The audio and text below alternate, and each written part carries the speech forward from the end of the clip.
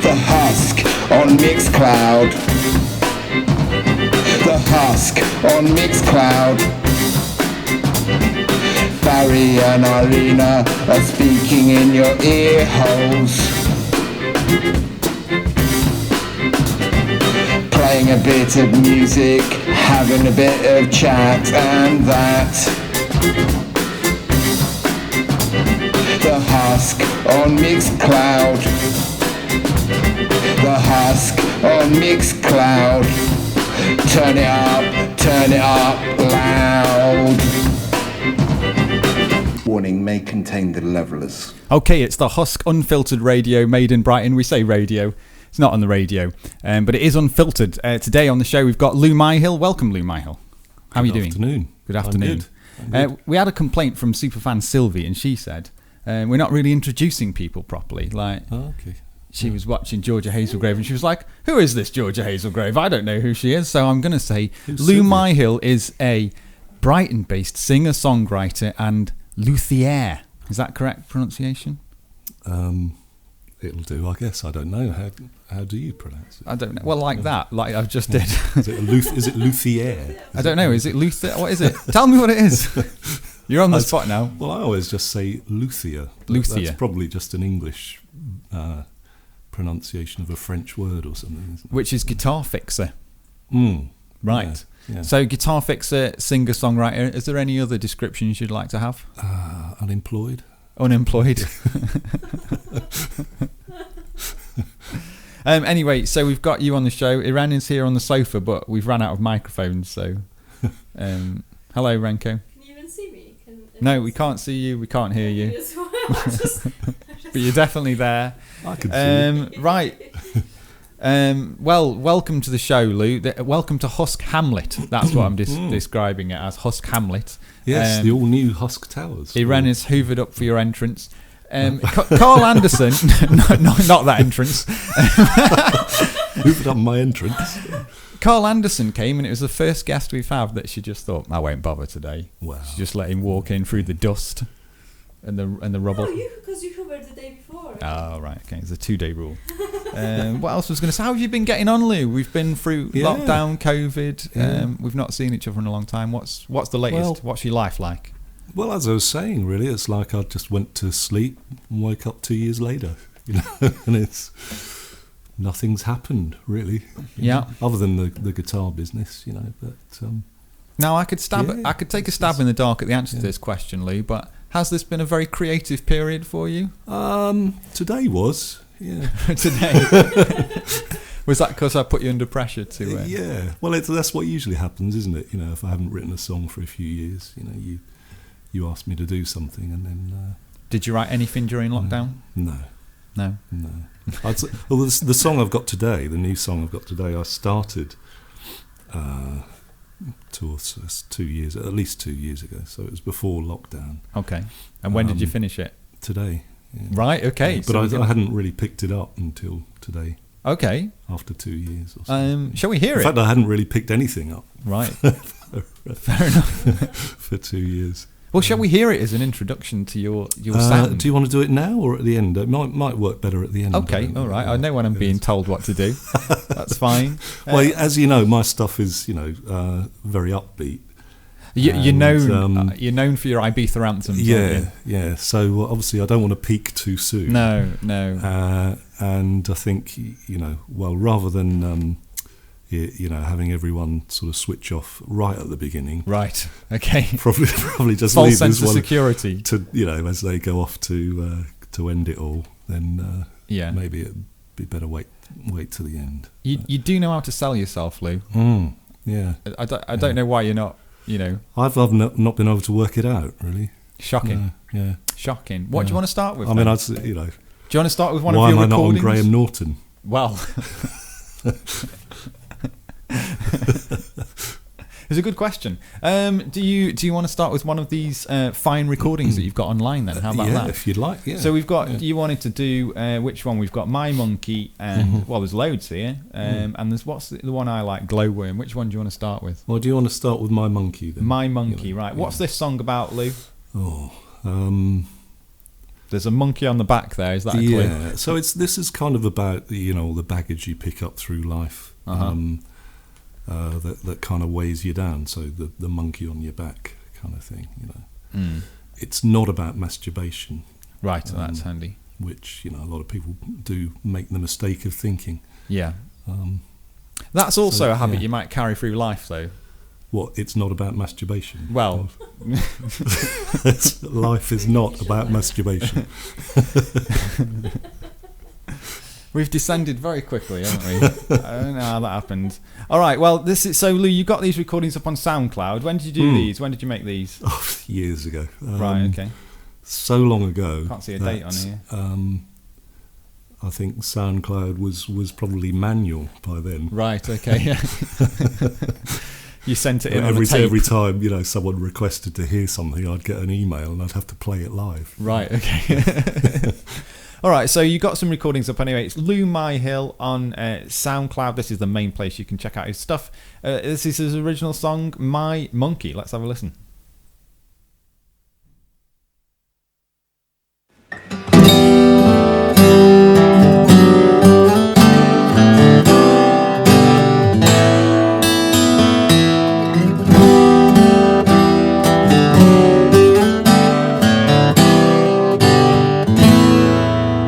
Well, the monkey on my back, he doesn't play nice anymore. I must have overfed him, 'cause he's pinned me to the floor. And all the self-help tricks I practiced to still the demons in my head call for behavioral activation, but I can't get out of bed.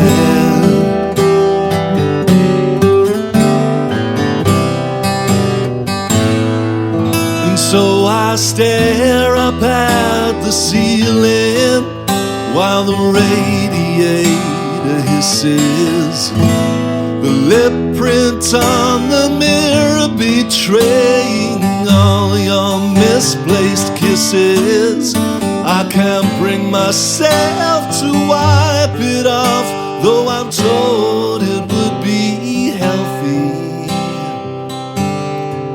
Because apart from the wine stains on this bed, it's the only thing you left me.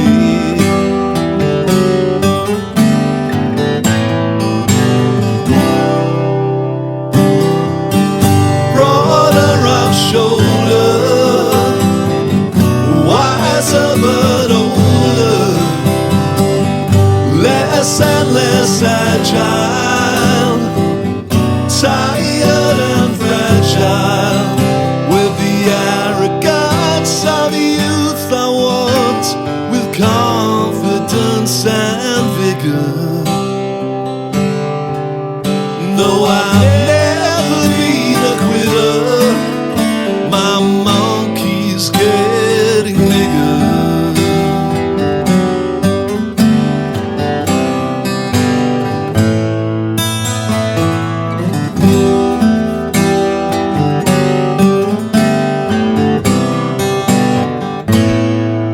I keep my feelings in a box. I guard them like a jealous lover. I never could talk to anyone, not even my sick mother. As she looked at me, I had no words. I just said everything will be okay. And then I kissed her cheek, I said see you next week. She died the next day.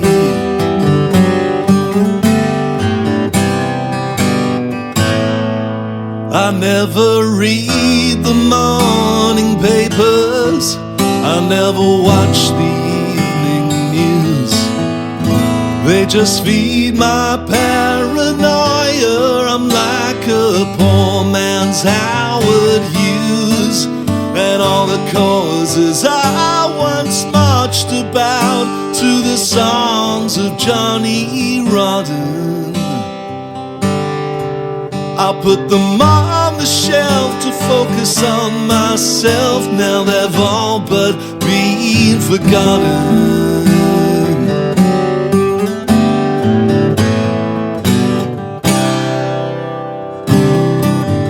Broader of shoulder,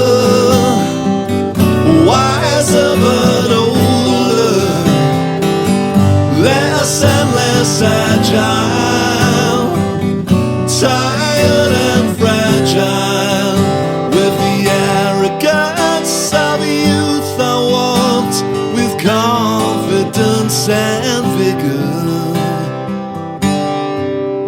Though I've never been a quitter, my monkey's getting bigger.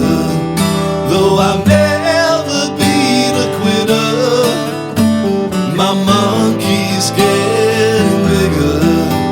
Though I've never been a quitter, my monkey's getting bigger.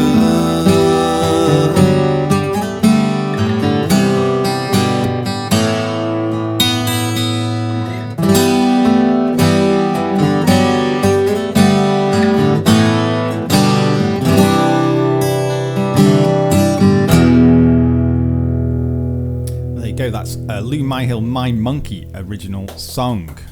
Happy days.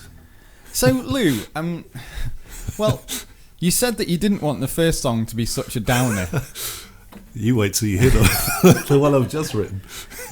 Joking aside, there's quite a lot of deep spiritual angst in that song. Is this the way that you generally feel in your life, or is this just drawn from a particular moment? It's not the way I generally feel now. I think, I mean, like the song says about keeping my feelings hidden in a box, you know, that has been me pretty much throughout my life. And so songs are the way I kind of get some of this stuff out, you know, because I don't tend to talk about it a lot, you know. And how's this aspect of your life got better or worse as you've got a bit older? And you know, you've achieved a lot of things. You've got money behind you, and you know, all this kind of stuff. You've got a career. Yeah, I mean, obviously, I've just bought the second yacht, and well, that's. Has it got better or has it got worse? I don't know. That it's really changed. I mean, life is just life, isn't it? You know, it's full of ups and downs, and you know, there's been plenty of ups. But I guess there's been a few downs. You know, I guess what I mean is like some people in their you know, youth, their 20s or whatever, late teenage years, they go a bit crazy, and then as they get older, they sort of get a bit more in control of it. Has that happened to you? That's probably the opposite way around, actually. I was quite sensible actually when I was in my 20s. Were you? Yeah, very sensible. Right. Okay. Yeah, very, very grown up and sensible, and I'm kind of, as I'm getting older, I'm just trying to make up for that, I guess. Fair enough. Well, how do you feel listening to this? You probably haven't listened to that song for a while, have you? How do you feel listening to that recording? We're not got the best speaker system here, so. Yeah, it was a bit deep, wasn't it? I do remember, you know, writing the lyrics to this, and one of the things I find when I'm writing a song, you know, I try not to get too kind of morbid or depressing, and just try and just think about the story that's being told. I love kind of storytelling songs, which is why I'm a great Elvis Costello fan. You know? Yeah. And whenever I'm writing it, I mean, I know you shouldn't do this as a songwriter, but you can't help it. You always draw on your influences. And whenever I'm writing songs, I'm always thinking to myself, what would Elvis Costello do? Yeah. What would he say in I this think we all situation? do things like that, though, don't we? Is that completely autobiographical, or do you stray for the sake of the song? It's not completely autobiographical. Some bits are. Some bits are drawn on experience. Some bits are exaggerated. Some bits are stories. You know. There's a bit of dark comedy in there as well, right? Yeah. Oh, definitely. Yeah. Good, very good. Well, that was very nice. What else can we ask you? So, tell me, you've been fixing guitars. Last time I spoke to you, just started. You are the Axe Whisperer. The Axe Whisperer, yeah. This is the trade name, the banner. You're available in Brighton or anywhere along the south, I should imagine. Yeah. Tell us about it. What do we need to know? How do we find out about you? It's just your standard kind of guitar repairs setup, anything really. So you're not in a shop though, are you? No, I work from home, so I don't have the overheads of a shop, and I can be a lot more flexible with hours and that kind of thing. Yeah. Also offer a pick up and drop off service for those that that's handy. Yeah, that's good. But yeah, so anything from kind of just basic setups to refrets to repairing. Is it just guitars? Guitar bridges and things like that. Pretty much guitars. I've done a couple of banjos and a mandolin and. Ukuleles you've been involved in, haven't you? I've had no ukulele. Have I had a? Oh no, the only thing I had to do for a ukulele was put some strings on, which was not too taxing. Yeah. And so, how do people find out about you if they're interested? Well, if you just Google the Axe Whisperer, or even if you just Google guitar repair in Brighton, I should pop up. Okay, great. So so there's a website, the Axe Whisperer. There's a Google site. There's a Facebook page. It's all the usual stuff. And how have you found actually doing this job? Is it I love it actually. Yeah. It's one of those things. I think I wish I'd started doing this a lot sooner. I mean, there's no money in it. Is there not? It's for the hours that you work, you barely scrape minimum wage. Well, because I remember when you started, you were quite cheap. Maybe you still are. Yeah, I've had to put the prices up a bit. Well, because you were saying, all these places are all ripping you off. But I thought, well, maybe that's because it takes ages, or there's a hidden. Quite often there's hidden costs, right? Yeah. If you have to recover when things go wrong, and all your time that you spend advertising and all this kind of stuff. There's a lot of extra costs. So if you're a commercial organisation, say like GAC. Obviously, you've got the premises. Sponsorship deals are available. So you're paying for a lot more overheads than just the person who's fixing the guitar kind of thing. Yeah, that's true. But there are obviously standard rates out there, I guess. Or What is the most expensive guitar you've ever fixed, and have you ever accidentally broken something? So far, I've not broken anything. Right. So that's good. The most expensive one, well, apart from my own one, this one which I refretted myself, there's a guy, quite a regular customer, who brought in an old. In fact, it's two old guitars. One was an old Hofner violin bass, the Paul McCartney style Beatles bass from '66, which needed quite a bit of work doing to it. Needed refretting and other stuff doing to it. And another was this old '50s. National. This is really interesting, isn't it? National acoustic guitar, which was in a right state and just pretty much needed completely restoring. There were bits of bracing falling off. Needed refretting. The fretboard all needed planing flat again. And how did you learn to do all this, Lou? You've been watching a lot of YouTube. There is a lot of good stuff on it. There's a lot of bad stuff on YouTube as well, a lot of bad advice. So you do have to be careful and sift through it. But just practicing. I mean, some of this stuff I've been doing on my own guitars over the years. Right. Okay. Quite a lot. But before I let myself loose on customer guitars and doing refrets, I just went through my entire collection, and I was buying cheap old beat up guitars just to practice on and that kind of thing. Fair enough. Well, I can say, everyone, that Lou's done a bit of work on my guitar, which is fantastic and cheap.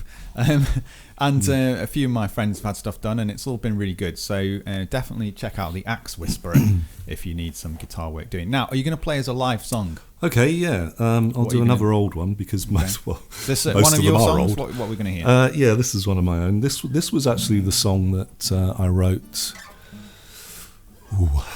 When was it? 2015, the Folk Off final against Rough John, the legendary Folk Off final. Yeah, things didn't work out well for Rough John. Well, it didn't work out well for me, really, because I ended up with a broken leg. But yeah, I mean, you're going back a bit there. I have to put the record straight that Rough John had absolutely nothing to do with me subsequently breaking my leg after beating him in the Folk Off final. You say that, but he might have just hired someone. Well, that's why I say that. Right, yeah. I mean, I don't say anything, to be honest. I'm terrified that we're even on this subject, because Rough John, you know, he's got ears all over the place. Yeah, well, he has, yeah. Anyway, so this is what I wrote for that. This is another upbeat song. All right. What's the cheery subject? Winning the lottery? What is it? The cheery subject is a marriage breakup, actually. So this is what I wanted to do was write a. I thought for the folk off final, I wanted to write something with a bit of a country twang, right? Because I know that Rough John does like a bit of country. Yes, he's a big country fan. Now. So they say. So Lou, were all of your songs just inspired by me setting you a challenge? Is that what it is? A lot of them have been, actually. Right. Yeah. Probably 3 of them have been. So I wanted to write something with a country feel. And did you obviously do the England challenge? Did you do that one? The what? The England challenge. We had a songwriting challenge to write a song with the word England in it. No, I never did that. No. That was a good one. I know there were a few like that, weren't there? We did have a few, yeah. We had one with the word prism, which got rhymed quite a lot with jism. Yeah. Didn't see that coming, actually. There you go. No pun intended. Carry on. So, like all good country and western songs, you know, they're all either about marriage breakups or dogs dying or crops failing or something like that.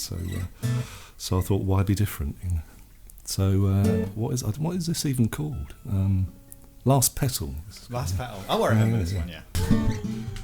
Should have just let it rhyme. Right. Shall we try one more time? Go on.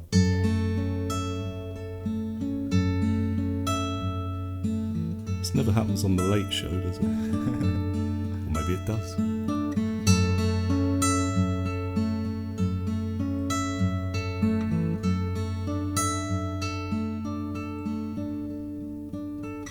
She looks at me with her mother's eyes, talks to me with her daddy's lies. I'm old and wise, but still fool enough to be taken in.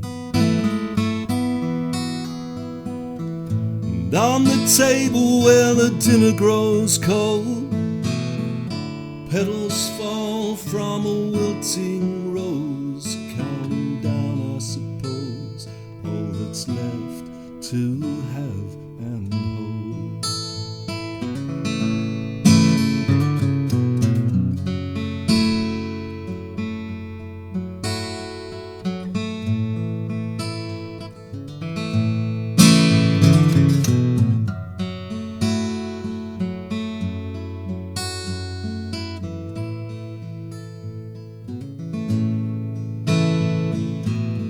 We swear forever when we were so young, chasing dreams like we'd been fired from a gun. They died one by one. What do you know when you're 21?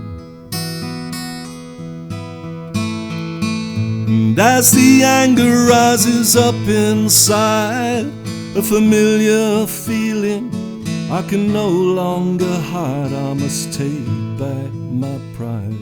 No one can say that I never tried.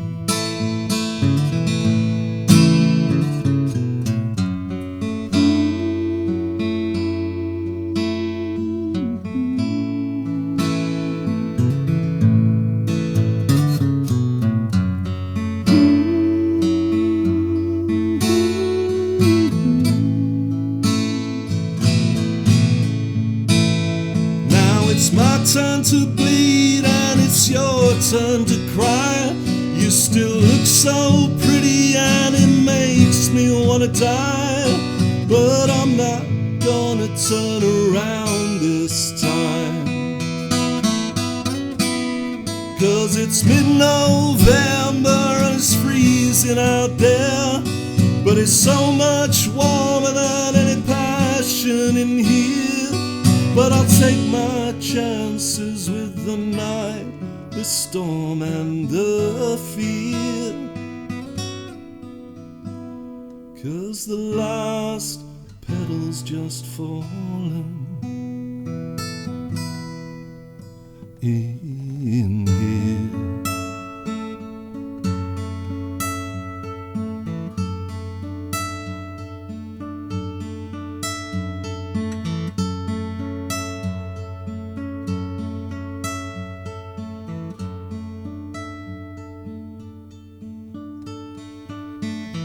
Down at the lights, now it's closing time. She pours herself one more glass of wine. Elsewhere young lovers dine and share their dreams while the church bells chime.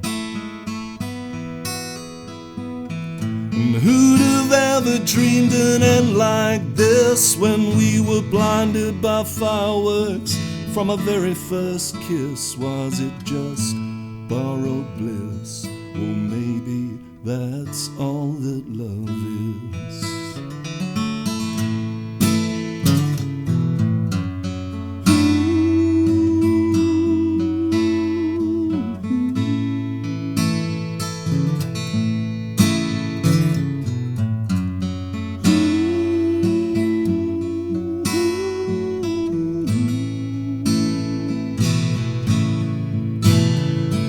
It's my turn to bleed and it's your turn to cry.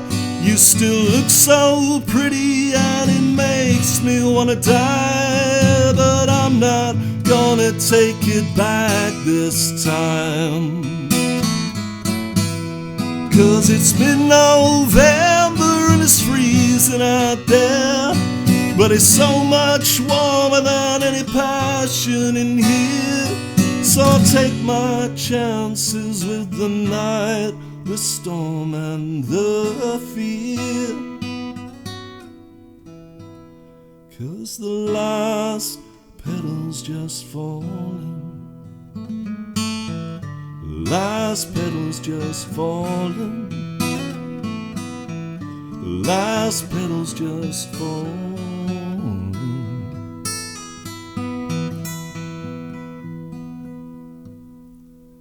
In here.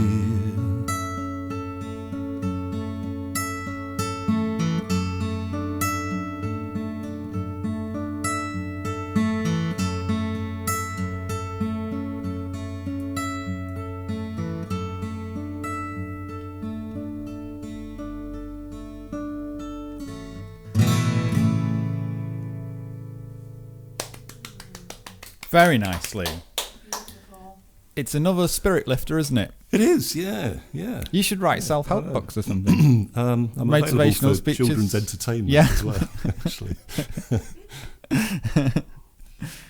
We had Georgia on, and she was like, she'd done this festival, and she was like, "Oh, well, the kids love me." I was kids are the only people that care about music these days, maybe. I don't know. Yeah, let's talk about music, Lou. Now, let's talk about the state of music. Let's have a moan.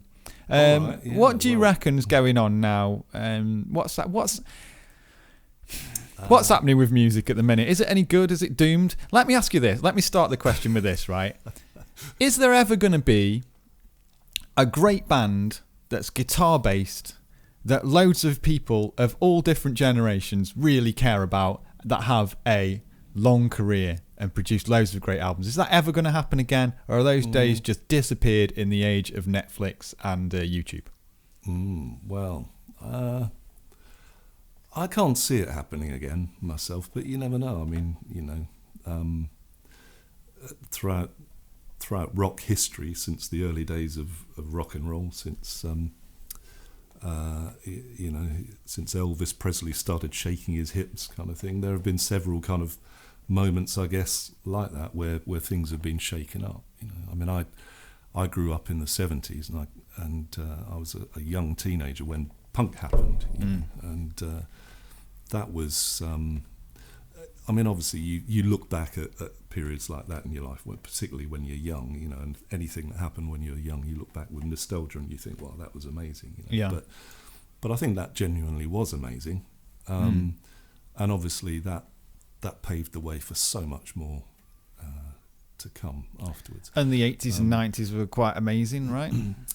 Yeah, I mean, each in their own way. I mean, there was a lot of dross in the 80s, but at the same time, there was some great stuff. If you sort of sift if you look beyond all the dross and the Stock Aitken and Waterman and all that kind of awful,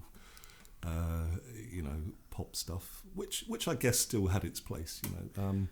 There were some great bands coming out there. The 90s for me, I think the 70s and the 90s were my, I'd have to say were the most creative decades for music, in my opinion. Yeah. The 90s, particularly with all of the kind of alternative stuff that started to become a bit more mainstream.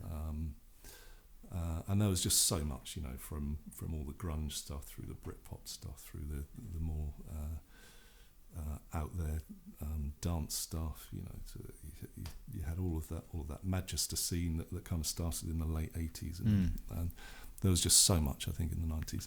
Are we ever going to see anything like that again? And some of the bands, even bands like Oasis, so I've never particularly been a big fan of, but I appreciate, what they were and what they still are, and I appreciate their legend, and I think, they happened at just the right time. And as much as, you might think, or I do think, that Liam is a bit of a dick, I loved his kind of rock and roll attitude, because that was you think that, guys of his age at the time, it was like Take That and all these kind of pretty boy bands, and you think, well, you just want someone who's going to swear and be an arse and of throw course they had TVs out of hotel windows. They had such a raw guitar sound as well, like on their first album at least. So I mean, are we ever going to see anything like that? I doubt it, because it's. I can't see. I suppose some people done. Some people would suggest, Lou, that actually there's a fantastic music out there now. It's just that maybe we just don't have access to it or don't care. I'm sure about there it. is. I've definitely turned into my dad in the sense that I don't listen to anything more modern than at least 10 years ago. Probably more than that, actually. Recently, I've been listening to a lot of. There's a guy called Jason Molina, who was. He's gone under various monikers. There was Songs Ohio, Magnolia Electric Company, I think, was another of his, sort of incarnations. He's dead now, obviously. Right. died in a sort of alcoholic haze. Yeah. So obviously just right up my Good street. inspiration for you, yeah. But his I think his last stuff was over 10 years ago. Do you think because the decades we've been talking about have always been defined by a sound, and it seems to me that after, roughly speaking, the turn of the century, there's not really been a genre defining sound for any decade. I think the thing is, or has there? Maybe there has. It's hard for me to comment because I just do not listen to stuff on the radio anymore. Right. But apart from occasionally, BBC Six music, I rarely listen to it. So I wouldn't know what's out there and what's current and what people are listening to really at the moment. But with the dawn of streaming and people just being able to publish their own stuff, like SoundCloud and things like that, there's the kind of monopoly that the record companies had, which in the past was exploited to create a scene. That's all gone now. So. See, I've talked about this on the show in the past, that was a bit of a double-edged sword, because everyone at the time, like the 90s was all about like, fuck the music industry, man. Yeah. But now the music industry is gone, all of the bands are crying, and going, oh my God, we're not making any money. Yeah. We're just getting paid pennies on Spotify or whatever, but they're all out there. There's much more music. There is, yeah. But it's difficult to wade through it all. And I think also what you're finding is, as I said, it's difficult to imagine another Oasis because everything's been done. It's very, very difficult to come up with anything that's original now. Do you think there could not be a sound doing the same? Do you think there could not be a sound or a band that had a sort of style that was very unique? Do you think that those days are gone and it would just be a copy of something else? It's very difficult to find that now, I think. Yeah. I can't think of anyone that's not derivative of something that's gone before now. But even Oasis were, Oasis obviously borrowed a lot from the Beatles and they rocked it up a bit. And then, I mean, but they didn't sound like the Beatles, did they really? Like, everyone said that they did, but really, like, with these big flashy guitars, they kind of didn't, right? No. They had their own. They had their own sound. Yeah. Yeah, I don't know. I don't know. I mean, I'm a bit like you in the fact that I don't listen to too much new stuff, I suppose. Yeah. Interesting. I mean, are you ever going to get another band like the Pixies? Well, the Pixies have done it all, you know. Yeah. And there've been a million other bands that have come along since and tried to do what they've done, or have been influenced. But even Nirvana were influenced by them, you know. I mean, I think the main thing is that music's just not as culturally important to people as it used to be. Now it's a sort of it's an addition to other things, right? Like, so it's on shows or it's a background for something. But when we only had like 3 channels and Harry Seacombe on TV every bloody day, like music was hugely important, wasn't it? It was the only sort of rebellious media that you could get access to. And the idea of the album has kind of gone now because of streaming. You know, people just listen to the tracks they like. Well, albums always used to be produced to be listened to as an album, and songs were put on the album in the context of that album as well. You know. Do you think these changes are good or badly? Well, obviously, you know, I hanker after the excitement that I used to get from music as a kid when I'd buy an album, a vinyl album, you know, and you'd save up all your pocket money and you'd go and buy this album and you'd play it to death for about a year, you know, until it would just skip across the the surface because you know you couldn't play it anymore. But nowadays, you know, there's just so much out there, and you just download a track and you listen to it, and then you forget about it. It's amazing to think that I used to go to like HMV in the 90s and spend like £13 on a CD. Yeah. It's just incredible to think that I would do that. Because CDs never really went up in price, did they? They stayed about the same price and then went down. You know. But I think I read that was massive exploitation because they were making them for pennies, right? In America, they were always a lot cheaper. Crazy. And now vinyl is much more expensive than anything. Yeah, than it used to be. All right, let's have another of your recordings, Lou. Now, I think this is a cheery song, isn't it? This is a cheery song, actually. This is probably the one and only. There's a little bit of a story behind this. Go on, then, tell us the story. So this is called Glowworm.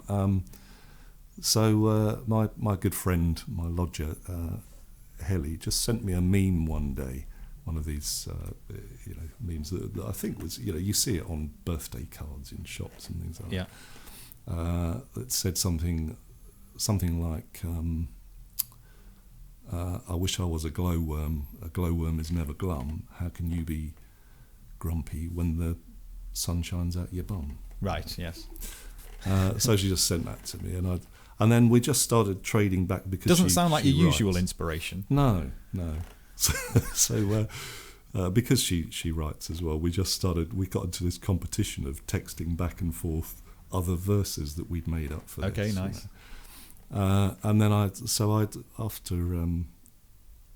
a little while, I thought there's some quite funny stuff coming out here. So I gathered all the verses that I'd written up and that meme and used that meme as a chorus, and then quickly turned it into a song and recorded it.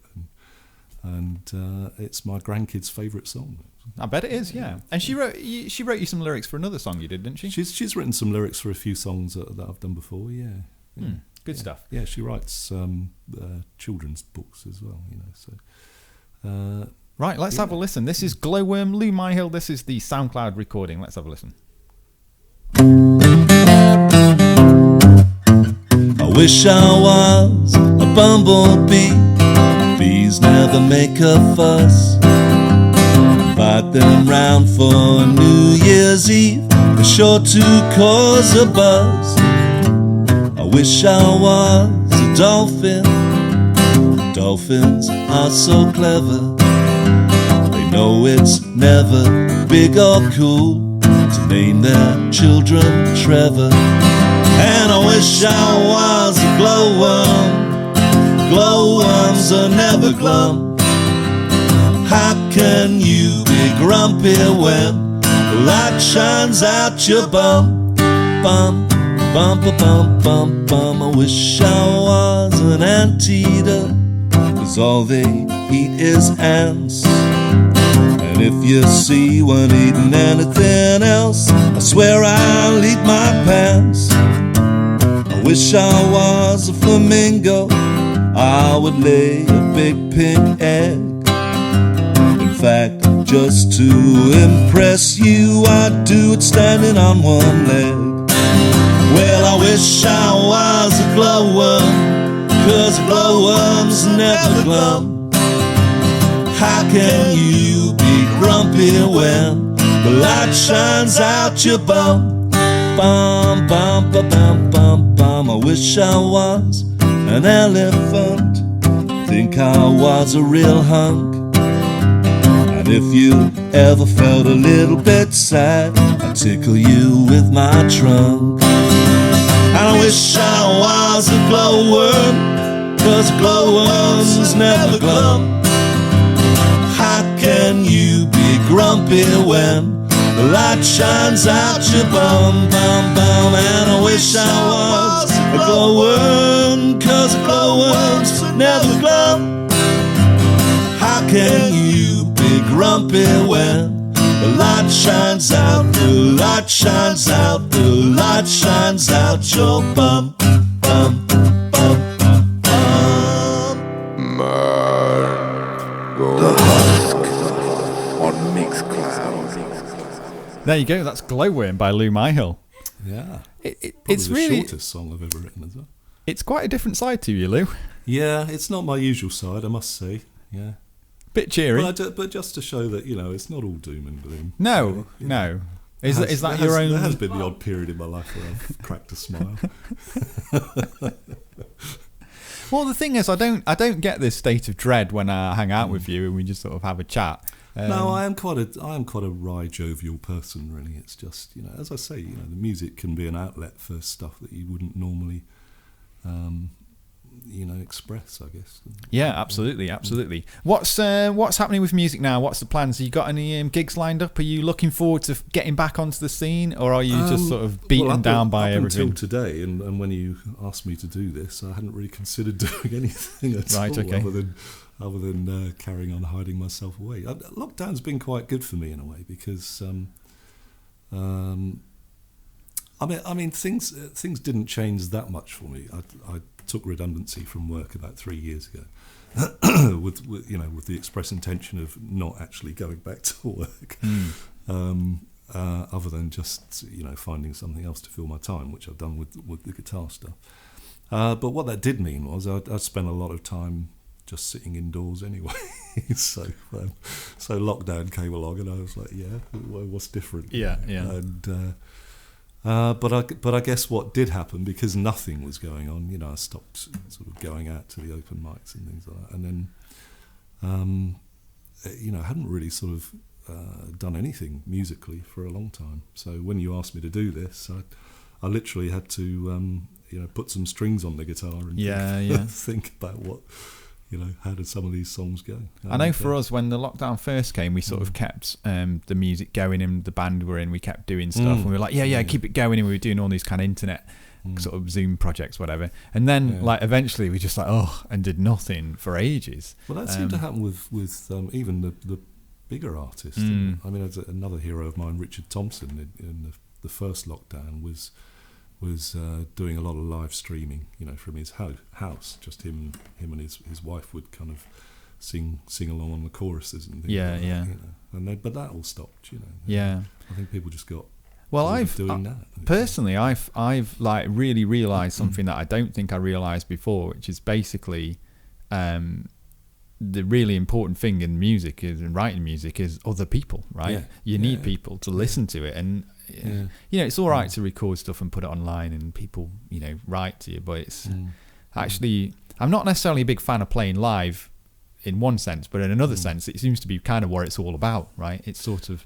I mean, it definitely inspires, for me, the only reason I it's not the only reason, but one of the main reasons for learning these songs and singing these songs is so that I can just take them out somewhere. And because, not so much because I think other people might get a kick out of it, but I get a kick out of it.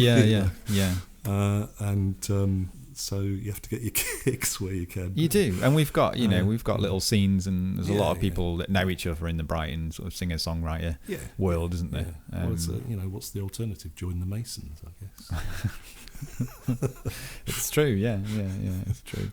I don't know if the Masons do an open mic up on Queen's Road. I don't know. Maybe they should. I've been in their main room. Have you? It's fascinating. It's very grand. The whole building is. Though, did you? Well, I mean, that's another story. let's not talk about that. Well, thanks, Lou, for coming on the show. I appreciate it was a bit short notice. Really, I'm just trying to reconnect with people, really, and see how it goes. It's got me out of the lounge and doing something. You've come all the way down Elm Grove. It's got me out of the house, hasn't it? So, we think of it as a sort of care in the community. It is, yeah. It's a nice little charity you got going. Yeah, I don't really know. We're just getting people on week by week until I run out of people. I've realised that basically what's happening is everyone that's already been on the show, I'm basically inviting them all back on, which makes me think maybe I only have about 9 friends. I'm not sure. Well, it's 8 more than I've got. We'll see. But if you can think of, if anyone's listening and wants to come on the show and they're sort of Brighton based and they understand the what would call it, the feel of the show, then give us a draw, get in touch with me, or indeed if you can think of anyone, Lou, then Okay. Yeah. We all haven't seen each other in a long time, have we? It's been very bizarre, very strange. But that could all be about to change, couldn't it? Well, we'll see, won't we? Yeah. I wouldn't put money on anything. Well, at the moment. I think, that we might be able to grab the opportunity while we can before everyone gets ill and dies. That's Lou Myhill, optimistic. With some new Zeta variant or something. I feel like when Lou goes, we're going to have to sort of get a priest in to sort out the spiritual energy in the room. We might have to burn that chair. Well, thanks for coming down, Lou. I do appreciate it. Yeah, and thanks for playing you've got your new song now. What's this new song about? Is this the most miserable of the 4 songs we've had? I think this quite possibly is. Wow, brace yourself, folks. I mean, every song I write, which thankfully isn't very often, otherwise I probably would be dead by now. Seems that I seem to have to try and make it a bit more miserable than the last. You find it the new low. So what's this I've been plumbing the depths with this one, but what is it? It's kind of about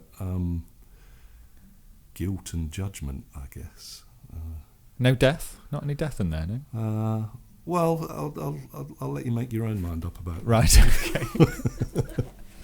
Would that be the easy way out? What about more suffering? I've got to try and remember it, of course. I've got the words here, but how they go is another matter. Right, let's give it a go then.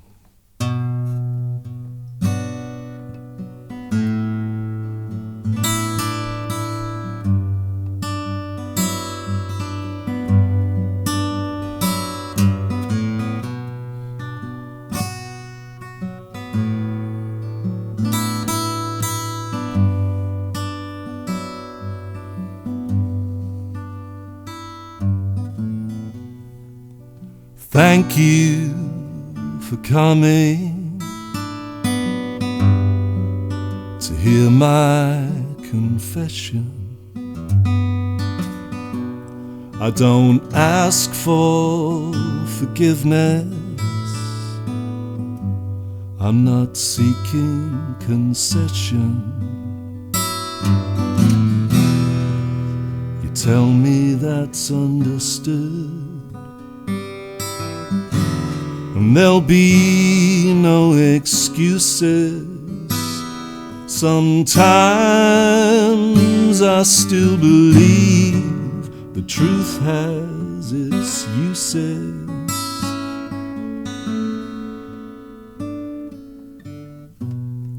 If I broke any rules, I didn't follow convention. If my methods were bad, I swear I had good intentions. Though my posture may be meek and passive and charming, my temper is still short, aggressive and alarming. So here I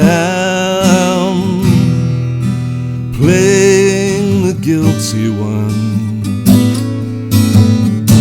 And here you are, ready with the loaded gun. It's Judgment Day. It's Judgment Day.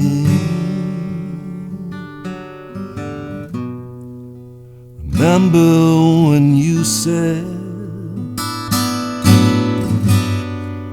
will you ever forget me? Of course not, I lied. And you laughed and you said, just shut up and kiss me. And you bit my tongue, scratched your name in my shoulder.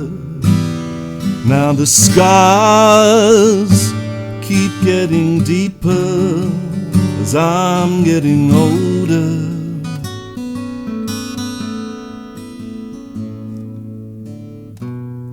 I was out of my depth,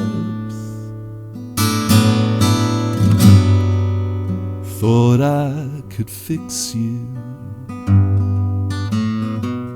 I was naive at best, but you still think I tricked you. I was lying to myself when I wrote you that letter. Did it make any difference, or did it just make me feel better?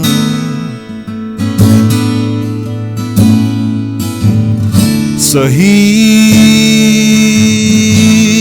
I am, playing the guilty one. And here you are, ready with the loaded gun. And here I am, playing the guilty one. And here you are, ready with the loaded gun. It's Judgment Day. It's Judgment Day. So thank you for coming to my execution. If you are affected by any of the issues featured in Lou Myhill's songwriting, please contact Mind at their helpline. Very good, Lou. Thank you. I can see why you wanted that as the last song. Well, you know, Would you just on like a us high to... note is always my motto. Right, well, great. Thank you very much for coming down on Thank Lou. you. This Thanks has for been having me. the Husk unfiltered radio, sort of, made in Brighton. I'm not sure who we're going to get on. We might have your mate David Cripps on. We might do a I can't get him. Can't drag him out of Littlehampton. Really? Can't get him away.